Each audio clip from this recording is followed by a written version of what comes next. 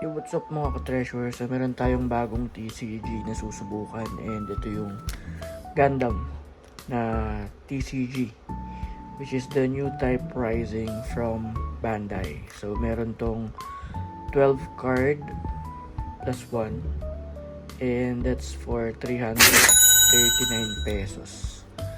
So, meron siyang 50 uncommon, 36 uncommon, 32 rares, 12 legend rares, and 6 token resource. So, hindi to yung unang release, yung beta. So, iba na to. And I really think, for me, I don't know if you will agree, pero mas okay yung unang batch. Kasi parang mas maganda yung laman nun and yung mga hits. Parang mas mahal din yung mga cards, I guess. Pero ewan ko, let's try and check kung okay din naman to. So, meron tayong 3 packs na nabili. Fresh from the box to. Tayo yung unang bumakbak niyan. And hopefully, makaisa man lang. Kahit isa lang. So, huwag na nating patagalin. Let's open this. Let's check. Meron tayong swerte. Let's go! So, ito yung first pack. Buksan natin. Para magsimula na tayo.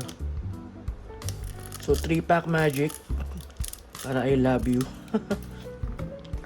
Tingnan natin kung may love sa atin yung card.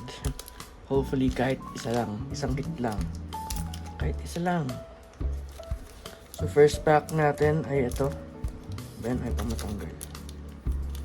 Ayaw matanggal. Yun. Hirap naman tanggalin na ito. Empty.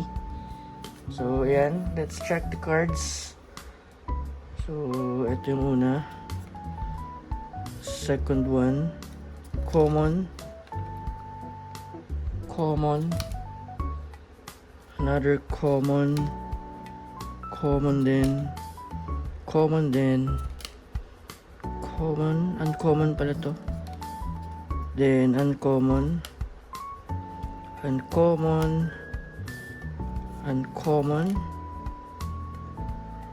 rare din,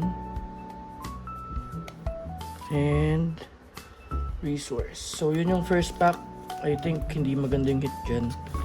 So, comment nyo na lang kung maganda yung napull ko. Pero, I think it's not good. So, second pack. Let's check. Ayan. Cut. Tapos nagupit ko yung card. Ayan. Second pack. Common.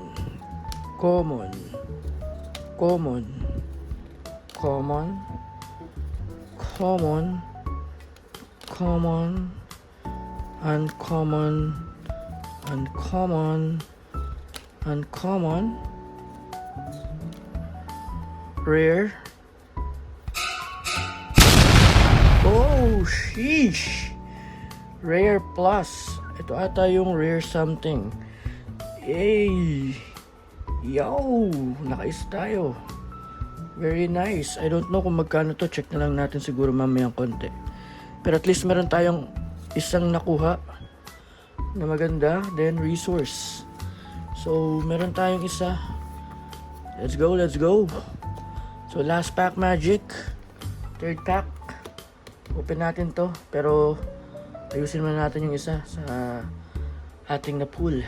Lagyan natin ng protective sleeves.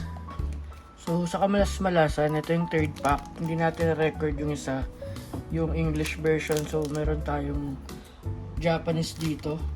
So, medyo iba to ng konti. Language plus yung number of cards mas manipis kumpara dun sa tawag dito sa English.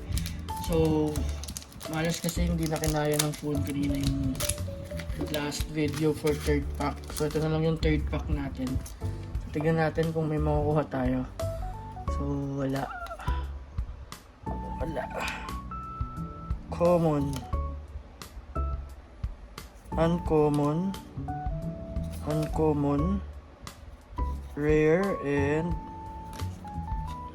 the one. Okay. So, ayun. As you can see, rare lang ang ating nakuha dito sa Japanese. Overall, maganda yung cards and talaga namang quality siya. So, magandang start up to. Yung mga hindi natin i-collect, either bebenta natin or gagawa tayo ng deck. So, aralin ko muna siya. Pero overall, it's a nice card. Very, very recommendable. So, yun lang. Na-share ko lang. Peace.